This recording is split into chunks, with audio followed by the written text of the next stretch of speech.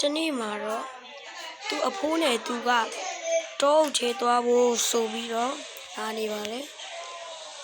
သူတို့ကဘယ်ကိုသွားလို့သွားမှန်းမသိပဲတောအုပ်ထဲကဘယ်လမ်းဆိုတာလည်းမသိပေမဲ့သူတို့ရောက်ချင်တဲ့နေရာရောက်ပေါက်ချင်တဲ့နေရာပေါက်ရောက်သူကလည်းဘယ်ကိုသွားမှလည်းမသိပဲဖြစ်နေပါလေအဲ့ချိန်မှာပဲသူကဒီကစားဝင်းနောက်ကလမ်းပဲဆိုပြီးတော့ဖက်ပြန်ဆုံးလာပါတယ်ဒါပေမဲ့လည်းသူကတော့တောအုပ်ထဲကအန်ဒီရဲ့များချောင်းကိုပြောလိုက်ပါတယ်တောအုပ်ထဲမှာ wild animal ဆိုရင်တို့ရန်တိရစ္ဆာန်တွေလည်းအများကြီးရှိတယ်လို့ပြောလို့ပြန်ဒီမှာပဲသူကကြောက်သွားတယ်လို့မချင်ပါနဲ့သူကသွားမယ်လို့ပြောလိုက်တော့သူကမင်းငါရှုံးသွားပြောနေပါတယ်အချိန်မှာပဲသူကားမောင်းတဲ့စကင်းနဲ့ချက်ချင်း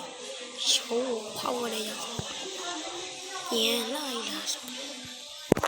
ကစေးမလို့ဝင်နေသူက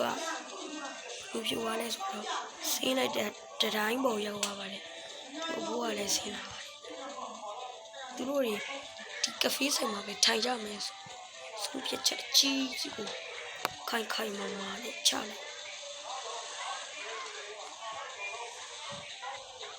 အဲ့ချိန်မှာပဲသူတို့တွေကဖေးဆိုင်ထဲကိုလာပြီးတော့ကဖေးတောက်ဖို့အတွက်ကဖေးယူနေတယ်ဘာတောက်ရင်ကောင်းမလဲဖို့တောက်လေဟိုမီးမဲတောက်ပါဈေးနည်းနည်းဟိုဖြစ်တာတွေတော့တောက်လို့ဝယ်တိုက်မယ်အေးပါ200လေးပဲတောက်ဘယ်လိုဆိုတာပဲတောက်လိုက်တော့ကောင်းနေဟာနော်မိုက်တယ်အချိန်ကိုလည်းပန်မိုက်တယ်ကွာငါဒီလူသားတွေကိုဖျက်ဆီးရငါ့ကိုဒီလူထောင်ပိတ်ချတဲ့လူသားတွေချက်ချင်းဖျက်ဆီးရရှော့ကွာရှာပြီတောင်းမှန်ပြန်သွားတော့မောင်မဲရောင်တော့ပိတ်ခဲ့ဘာများထင်နေကြလဲမသိဘူးဘလို့လူတွေမှန်းနေမသိသူတို့မြို့လဲဝင်နေရှောက်သွားရဒီမြို့တွေကိုရှောင်းသွားပြီးအိတ်ကောင်အကုန်လုံးတက်ပြေငါရောက်တက်လို့ရှိငါ့ကိုထပ်ဖမ်းချတော့လူတွေနေရောက်နေပြီငါဒီနားလေးမှာခဏလေးနေရချင်း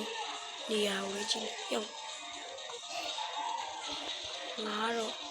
ဟျောင်းကြီးအမလီငါတငယ်ချင်းနေပါလားလို့ဒီကောင်ကြီးဘာမှခေါ်ဝိုင်းကောင်လည်းမခေါ်တော့ပါဘူးဒီကောင်ကြီးကဘာမှမသိလိချင်လည်းမလုပ်ဘူးခေါင်းလိုက်တာသူညောင်းဟိုမအေးရနေလို့ချင်းပြိုင်ဘယ်တော့မှမဟုတ်တော့ကိုယ်ကတည်းကစပိန်လာစီမယ်ကိုယ်တည်းကစပိန်တက်စီပစီမယ်ဘယ်လာလဲ9နာရီရှိပြီ10နာရီထိုးနေပြီပဲ59 10မိနစ်ပဲလိုရဲအောင်လို့ဘာလိုက်ပါမလဲ10နာရီလောက်ထိုးပါ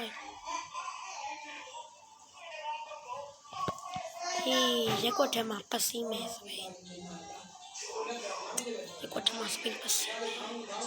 โอ้เย่ကောင်းမှာကောင်းငါဖြက်စီးကိုလက်နဲ့တွေထုတ်ထားလိုက်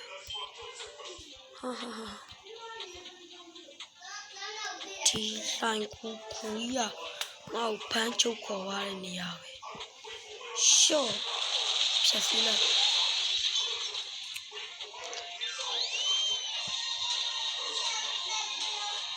ဘာကောင်းနေလဲကွာဟိုတက်ချင်တဲ့ကောင်တွေပေါ်လာနေဒီပုံကြီးကငါအစွမ်းနေ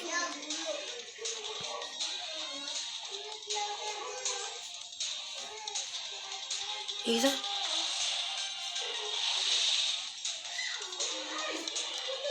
ဝ ဟောသူတို့ကဒီမှာ